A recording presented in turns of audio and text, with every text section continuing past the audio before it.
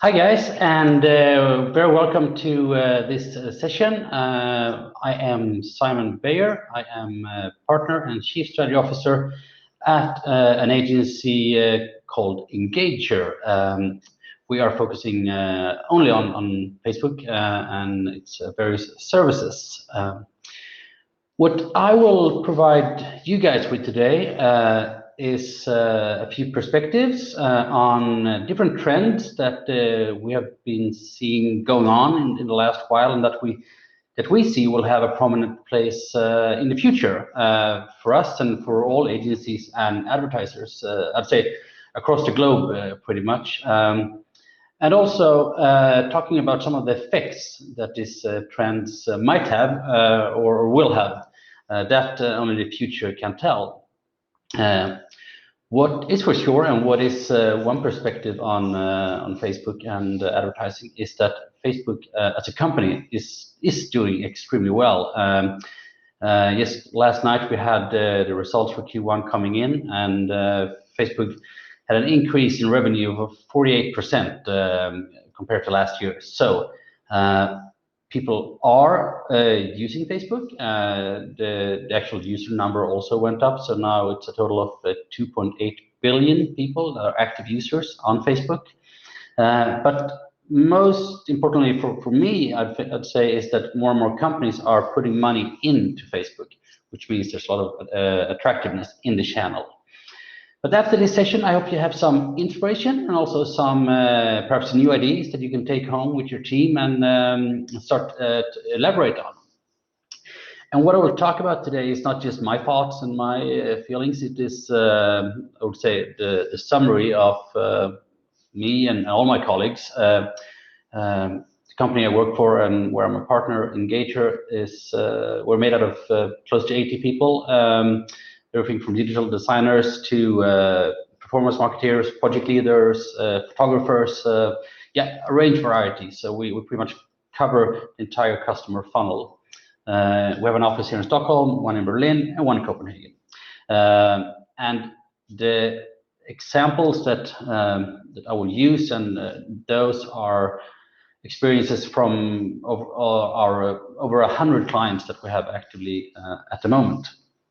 But I'm not here to talk about my company. I'm here to talk about the channels that many of us are interested in. And the perspectives that I will discuss throughout this presentation are focused on Facebook and Instagram, of course, but it also has a lot of traction when it comes to WhatsApp and Messenger, because these four platforms are, of course, individual, but they are more and more integrated into each other, which makes it also important to understand the difference and how different trends can have different effects on various platforms. And to start looking into the future, with trends is all about. Trends is really a projection of what you think might happen in the future.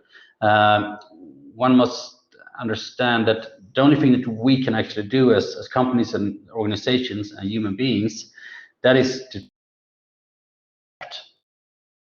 coming, at the same time managing the present. And this sometimes has a conflict, because we are super busy with managing our day-to-day operations and handling all the crises in our lives, whatever that can be, that we don't really broaden our horizons and try to look onwards. And that is something that I spend much of my days with, trying to see what happens or what can happen in the future, and how can we start adapting to that. Because it's hard today to change the way you work, but if you start working on it now, maybe in a year's time, things will develop. So the ambition that I have, and that I think is good to take with you, is do what you can to adapt, because no one can fight what's happening. You instead try to adapt, and the way that you start adapting is to understanding what is actually happening, what is going on. And in this case, it has to do a lot with consumer behavior, but also, of course, technology. But they are very much linked together.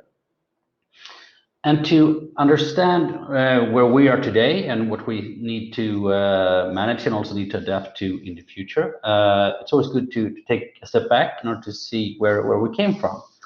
And almost close to 40 years ago, there's no exact date for that, but around 40 years ago, supply chain started to become global. And this was, in one sense, the true globalization of the world when that kicked off. You can also say that when Columbus went to United States the first time, that was also the start of globalization, but that's a bit too early for me. So I would say in modern time, when globalization actually started to affect our lives, that was around, say, 40 years ago, when we started to be able to have shipments from all over the world taken to us. So we've gotten accustomed to and used to having being able to get pretty much whatever we wanted because we could order it because there was a global supply chain around it.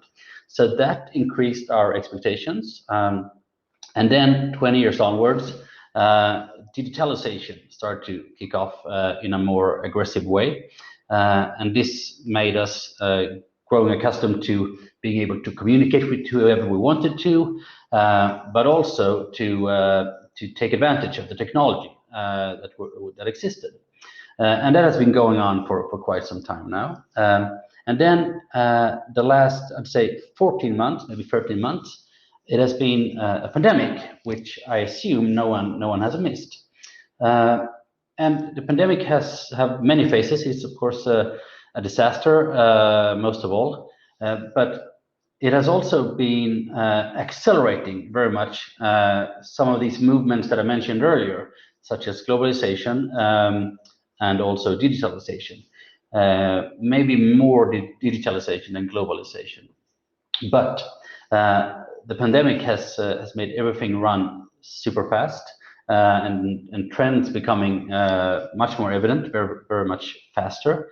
And what is most relatable to this talk is that we use internet services a lot more, and we spend more time online, which has an effect. And also that digital channels has become, in many cases, the only way to advertise and to make money. So the pandemic has been a great shift. And a good question is, will these new behaviors remain? That only the future can tell. But my personal view on that is, since the pandemic has been going on for such a long time now, I find it very hard to see that we will go back to exactly where we were, let's say, 15 months ago. So things will change. And a few of the things that I've seen that been really noticeable relating to social media and to Facebook and Instagram, it is partly competition. And why I mentioned competition is because now everyone almost wants to be online and want to put their ads online. And since I assume most of you know that Facebook ad manager, it is a bidding system. So the higher the bids, the higher the prices. And as competition increases, so does also the prices. And not only the prices, but I would also say it's also a competition when it comes to being creative and being relevant in your ads, because in order to get a good relevance score, you need to act even faster and better. So competition, there's more actors who want to be there, but the feed is just the same. So that is one major change. And today, most companies go social. I would say most companies that have some kind of digital presence, they run Google ads, and they also run social ads, usually on Facebook or on Instagram. And there was a paper released just a few weeks ago, actually, where they had interviewed a large number of executives and asked them, how much more money do you think you will spend on social advertising in 3 years' time? And 46%, meaning almost half, said that they would spend double what they spend today. So that will also increase competition because more and more companies are spending more and more money on these channels. And in Europe, where I'm based at least, and I assume many of you as well, we're a bit behind, I would say, when we compare to the US. If you look at the States, ad prices are a lot higher. Competition is a lot more fierce, and all the actors within the digital marketing field are much more skilled. One, I think, relevant example is from the D2C companies that have emerged across the US and also coming to Europe more and more. They are super skilled. They are so smart and just brilliant in the way they work. So perhaps we should start taking the States as a benchmark, because in a few years' time, as competition increases, we will be there as well. And then the obvious question, at least for me, comes up: are we as organizations and as companies, are we capable of leveling up? Because it's not only about having a high ad budget, it is also about streamlining your operations and making sure that you do smarter things and experiment more than your competitors. And even if many of these services are automated and so forth, there is still a need for people that are smart and actually know how to run the systems. So capabilities goes for hours, but it also goes for hiring the right people and the organization, of course. And as competition does increase, there is, of course, effects with this coming to the platforms that we talk about today. And I think one effect that always has been evident but haven't been prioritized, that is to continuously learn new things. Because if you don't learn new things related to this area or other areas as well, then there will be someone else who does learn new things and find new hacks and does it a bit smarter. So I think we will see a more polarized world where some people focus on learning and they will really prosper and develop, and some companies try to do things like they did last week and they will not manage the competition as well. Also, when it comes to how we actually do our advertising, how we do our creatives, and how we set up our strategies, that I think will also shift, because it's going to be hard to use the same strategies and operations that you did 2 years ago in 2 years' time, because things have developed. So you need to, I think everyone constantly, and maybe now more than ever, evaluate if you are really doing the right things, or are you just doing things because it's comfortable for you. And one major change happened just it was two days ago when iOS 14.5 was introduced. That is the start for everyone to evaluate the way they do, but also the operations. And this is something I think will be more important over the years to come. And since we see that the competition is so high, and especially looking into the performance areas where you always measure the same things, given that measurement more, at least we're used to, I would say that the ones that dare to and can experiment with the return on ad spend, meaning perhaps putting money in different stages of the customer funnel than they used to, and finding new ways to get better results, those I think can manage well. So there are, as you see, several effects, and probably even more effects if you look into your own organization. And I did mention iOS 14, and that is, I would say, just one aspect when it comes to data management, because that is a major trend, or I would say even a shift for the whole industry. And it kind of started, I guess, with the GDPR a few years ago. And what we see today is that managing data has very much gone from something that was nice to have to that you actually need to have it and need to do it in a good way. And right now, 2021, we are very much in something of a perfect storm, I'd say.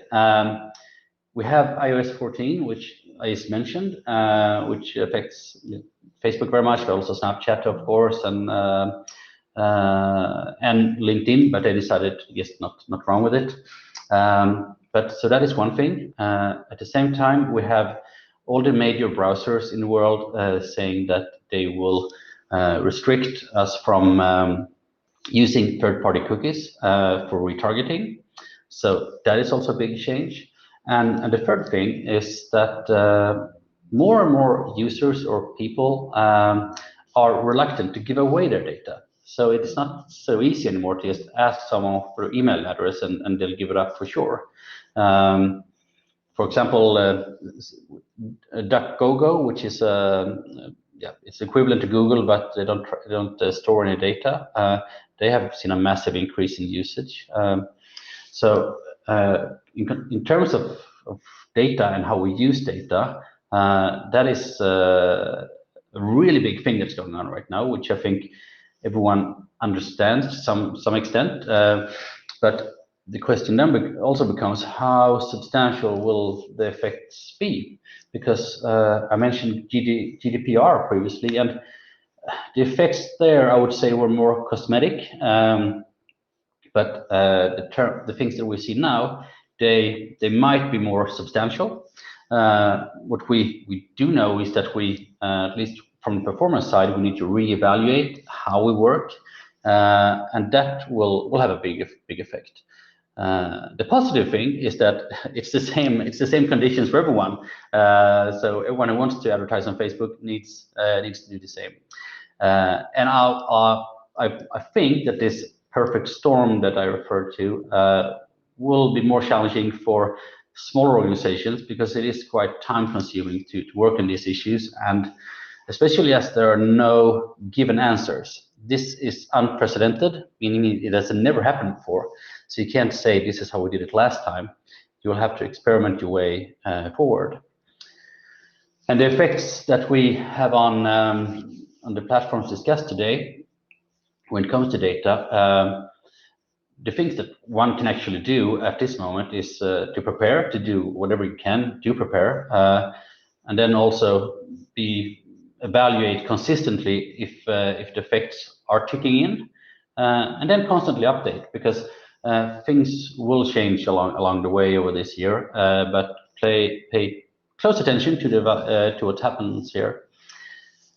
And since we won't be able to use exactly the same metrics and measurements that we're used to, one way to go, and one way that I think many advertisers and agencies will go, is to trying to explore new metrics or alternative metrics, perhaps metrics that are a bit further up in the funnel, more on advertising or awareness consideration stage. How can you use metrics there that actually proves that it leads to sales?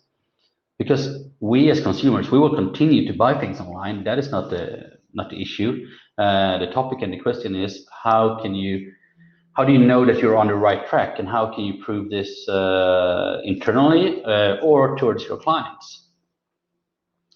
And one boring thing that we all can do is, and what we need to do is just wait for solutions from Facebook, because again, referring to GDPR, when that struck, Facebook managed to get through and find solutions, and I'm sure that over time it will come when it comes to iOS and all these other things as well. But it is very much trial and error. If we look at Google, they created a service called Flock, F-L-O-C, which was meant to, it's pretty much like a lookalike groups to get around this third-party cookie thing. But that was stopped by GDPR and those rules. So it is a constant trial and error from all platforms. A conversion API was meant to be the solution, but it was not meant to be the solution for iOS 14. So the recommendations that we have gotten from Facebook there is to kind of sit back and wait until we know more, because spending time on conversion API is no good if it's not gonna help you going forward. So this is all a bit technical, and the first was a bit about economics. But what this is all driven from, I would say, is our behavior as users, our behavior as consumers, and just our behavior as human beings. And that has changed drastically, I would say, in many aspects since the pandemic. And what we have seen, both from internal data, but also looking at external data, one interesting thing is that many people today have much more time to spend online, meaning that they have also new time to discover new things, and this has caused a shift in loyalty. We used to be very loyal to our services and products that we bought, but since we today spend so much time online, we see new things that triggers us and that we might want to try out. So there's kind of a movement in people trying new things, which is great if you are the thing that people are trying. It is not so great if you are losing a client. And also related to that, we spend so much more time online, we're getting more accustomed to these services. And we also have a lot of new requirements and demands, both in terms of technical, like logistics, delivery, but also I would say in terms of more value-driven questions, equality, gender equality, racial topics, the climate. There's just a few value-driven things that are becoming more and more important for users, and it's taking a larger part in their presence in their lives. So since it's more important for them, you as an advertiser also need to show that it's important for you. And we see updated preferences, especially in terms of new segments coming into e-commerce, but also coming into social media. And the preference from, let's say, my mother, who's 71 years old maybe, and my younger brother, who's 29, of course, there's a vast difference in their preference. And that has always been, but now it's becoming more and more obvious. So I think advertisers and agencies needs to closer address the preferences of these different groups. Personalization, one might say, but today it is a much wider target group that has different preferences. And of course, there are effects on this. When it comes to advertising, I'd say in regards to the loyalty aspect, you of course must promote your own service to new people, and being aware that people are trying new things, so you can actually fairly easy get new clients, but also making sure that you inform the clients that you have that you are an awesome product or service, so they don't leave you. So kind of intensify that work, because as loyalty is shifting, you need to be on your toes and making sure that you don't lose the clients you have, but having them in your pocket, and at the same time winning new client. That sounds like something that we've always known, but today it is, or at least what we can see, it's becoming more and more important. Users and trying to meet up with their requirements. I think transparency is one good thing that some companies are really good at. That could be like delivery time. If you're late, just notify the person that you are late, but also be transparent in the ways what you think about stuff that's going on in society as a company, because that people can actually relate to. And of course, I mean, being solution-oriented is always a very, very positive thing during change. And in terms of communication, meaning how we should actually communicate and what we should write to people in our ads, there I think everyone can improve when it comes to being more value creating, meaning that we actually inform about something that is valuable for the person that is receiving the ad. It doesn't have to be a discount code. It could be something totally different, but something that shows that you or I, that we understand the people that we are addressing. And if you can create some kind of value for them, that could be an insight, that could be an enhanced feeling, but just something that makes them feel something and relate you and your brand to value, yeah, then it is, that's great. And that will also make you stand out, of course. And the agency I work for, we call ourselves a performance marketing agency, even though that we have a large branding part as well. But digital advertising, as long as I've known, have been very related to data, metrics, and so forth, and that has always been the big advantage. But branding has come up, I'd say, as a much more important aspect of having a successful presence on social media over the last few years. Partly due to the perfect storm, as I referred it to, since it's going to be harder and harder to find valuable data and data you can use, branding becomes even more important. But also in relation to the updated behavior that we see. So there's a lot of things that's important and why branding is important to understand. Because new branding is when it's something new, but what we have experienced with our clients is that over the last 6 to 9 months, many have been more and more interested and willing to actually make the conversion or the action that you want them to do at a very early stage. So you can actually find sales or find leads or find app installs at an early stage. So that is one way to secure conversions, by actually using the earlier stage of the funnel. And then you can use branding to identify new hacks. There's always new techniques coming in. AR, augmented reality, has been it's been available for a while, but I'd say that it's now pretty technically advanced. You can use it, and we have seen that when we use this kind of test and we try to use AR or something else, which is seen more as a branding tool, we also actually drive a lot of sales through that ad. It doesn't always work, of course, but if you can identify hacks, that would be techniques, or that would be way of messaging. It could be pretty much whatever, but earlier on, then you can secure the conversions and the actions already there.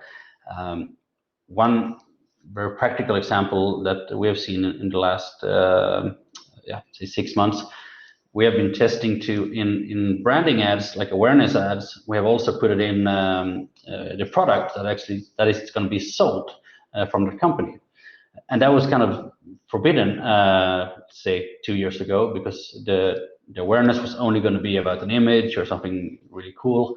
But since we today see that people are more eager and willing to convert on the first ad, by introducing also the product in that first ad, we can also drive a lot of sales, which is great, of course. And when it comes to who to target, it is pretty usual to only target a group that you really want to reach, that are easy and that like your product. That the bad thing with that is that that group is usually fairly small, so over time it will become more and more expensive. And since we know that there's a lot of people who wants to try new things, since loyalty is shifting, it could be a good idea to kind of broaden your audience. And one could say, okay, that's going to be super expensive.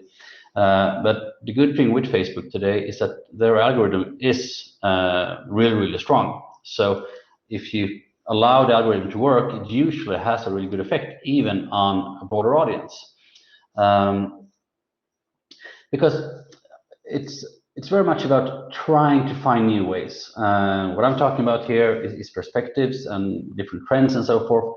The final solution, of course, only you guys can find. But what I do know is that it becomes really expensive if you're only going to do the performance campaigns, and because they will go up and down. It will be you will sell some, and then you will close it down, and then it will go back again. So trying to find some kind of balance between performance and branding.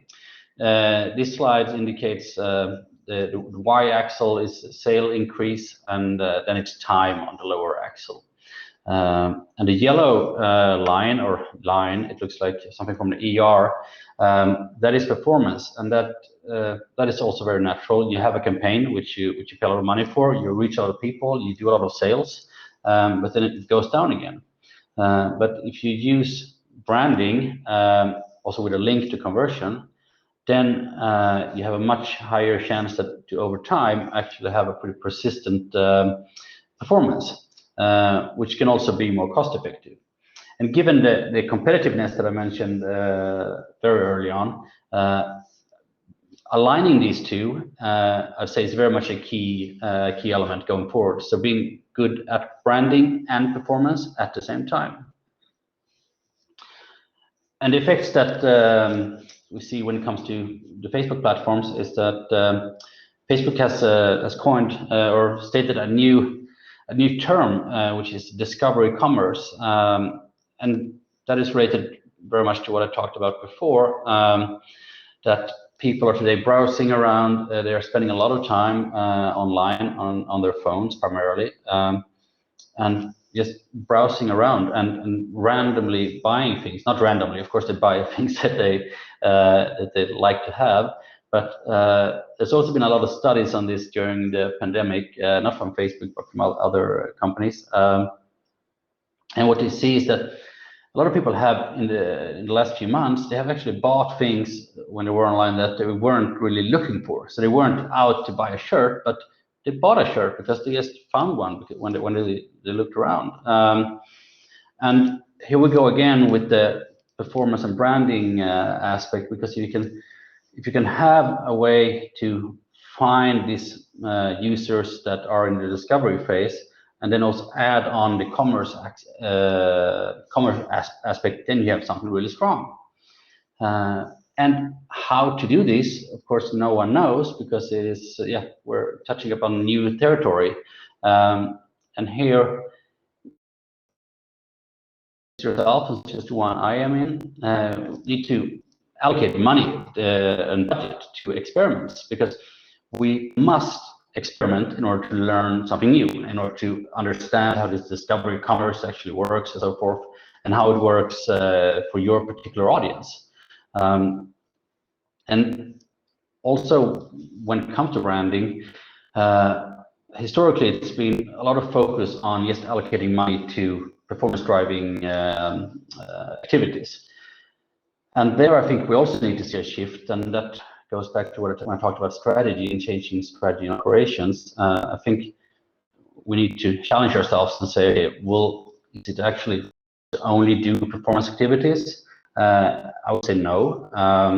Instead, allocate money to budget, allocate budget to experiments and ways that you can actually find learnings and new ways to drive conversions.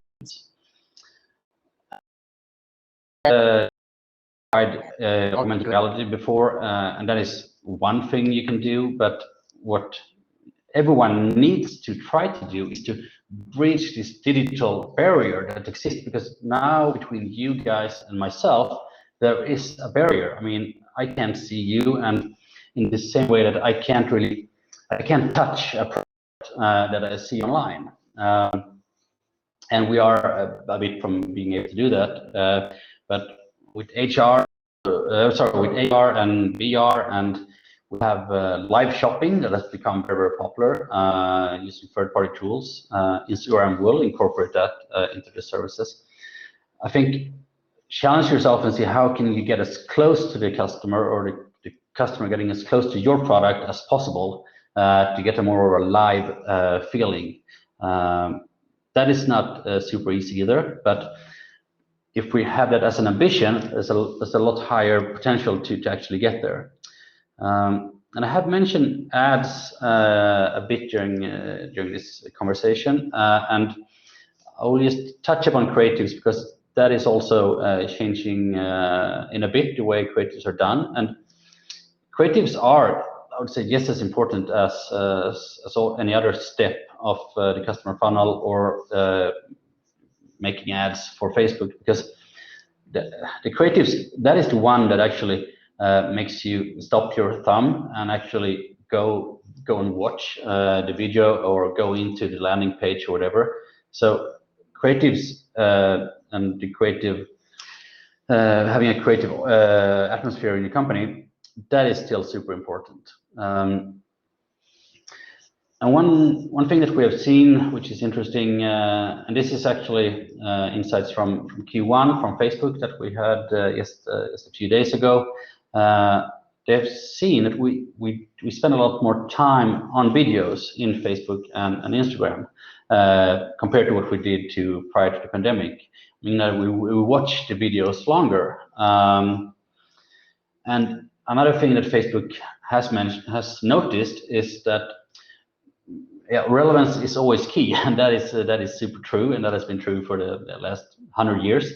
But what is relevant today pretty much changes almost on a weekly basis for people, because it's what is the outlook for a pandemic, what is the situation in the country.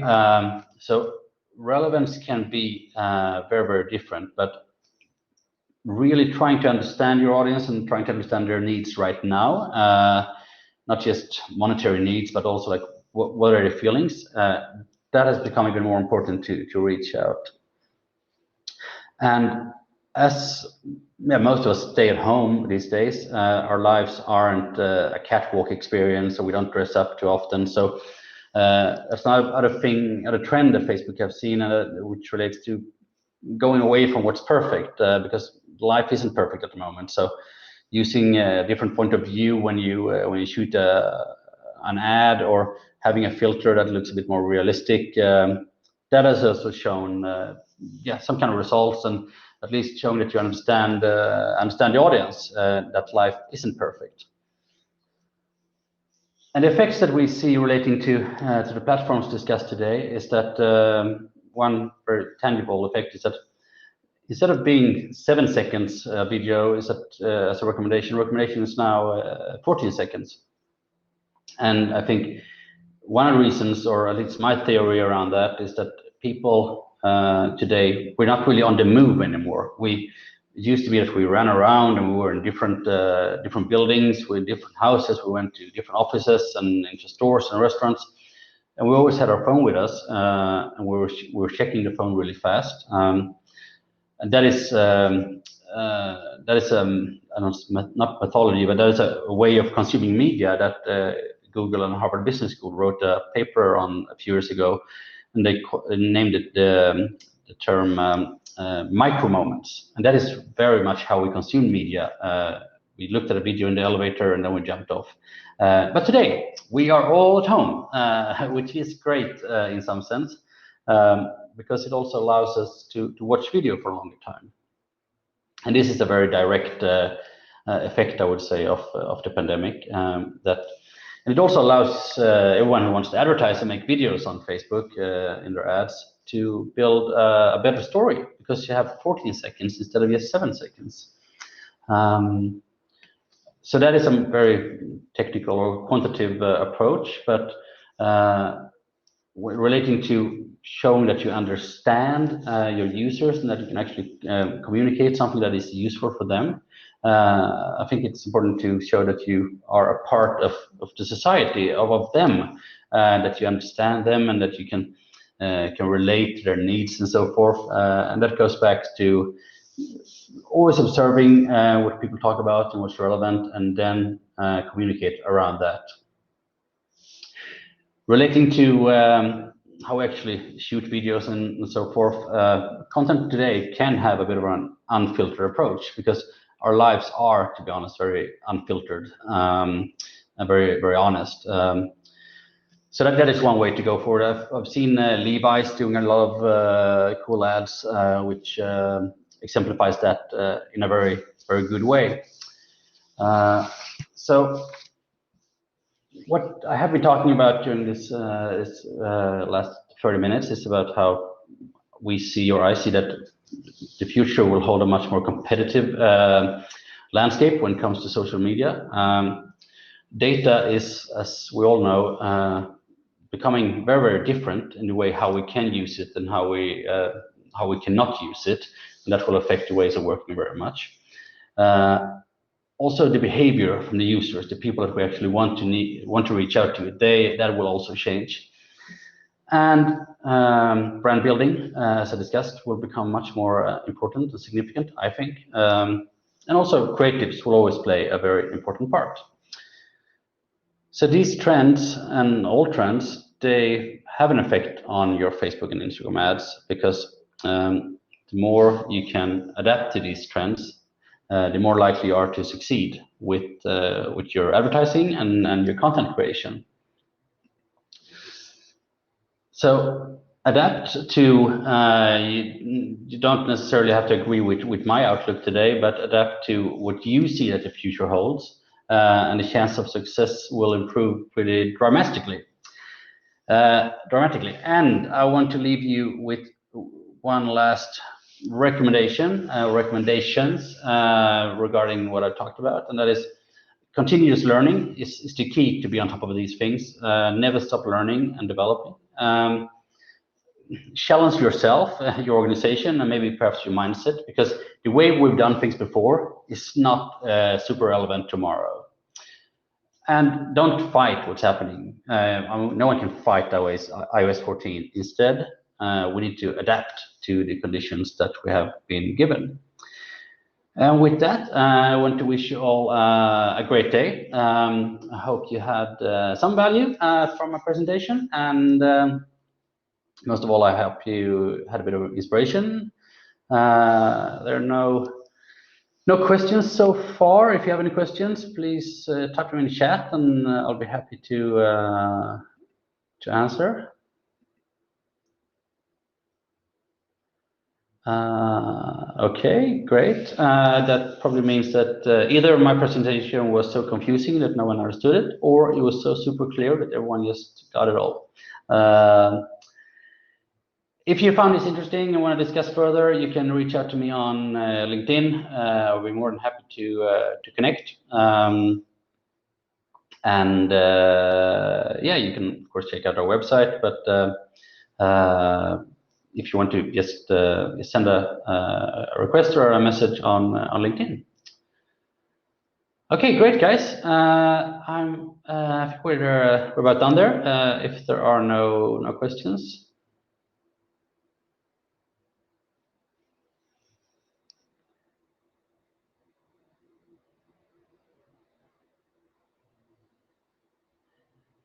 Cool. Then I will end this session and wish you all a great day.